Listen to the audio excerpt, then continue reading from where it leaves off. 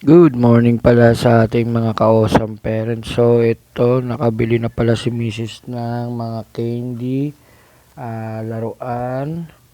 No? So at yung mga stop toy na binigay ng ating sponsor at same din naman doon sa pinambili din ng mga pagkain. No? Mga ibang candy yan, ibang laruan. Yan, salamat sa mga nag-sponsor. So ito na yon, ipamimigay natin mamaya sa Christmas party ng anak ko kaya Christmas party ni Ayori sa Jose Pabella Memorial School, no, elementary.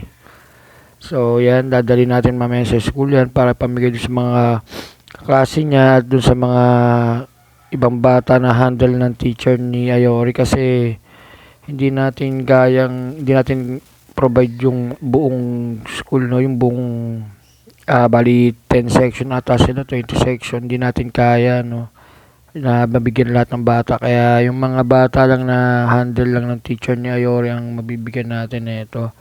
Pero kung may sosobra, okay naman pamigay sa iba din. Yan, so yun na, inaayos na namin. At ito na pala yung Christmas party nila, no. Yan. Si Mami tsaka si Ayori yan nun. Yan yung mga classmate niya.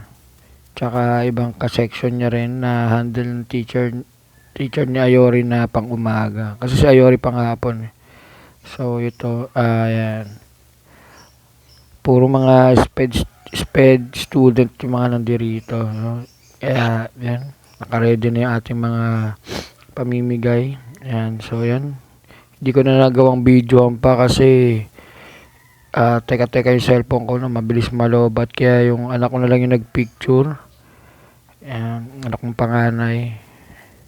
Sa mga nagbigay, nag-sponsor, salamat po ng marami at kahit papano may napasa tayong mga bata ngayong Christmas, no.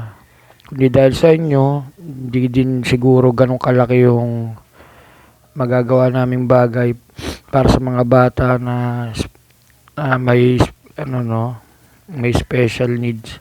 So yan, pinapamigay na ni Mami yung mga stop toy, no? Kasi ito na yung tapos ng Christmas party. Yan. Malapit na matapos yung Christmas party kaya dinistribute na namin yung mga stop toy nila. Ang tuwa naman yung mga bata na yan. Nakakatuwa naman silang tingnan. Yan. Busy yan si Mami. Yan. Inuulit ko po sa mga nag-sponsor, salamat po ng maraming salamat po sa inyo. At maraming mga batang nasiyahan ngayong Pasko, no. So yun, God bless po sa ating lahat. Bye-bye.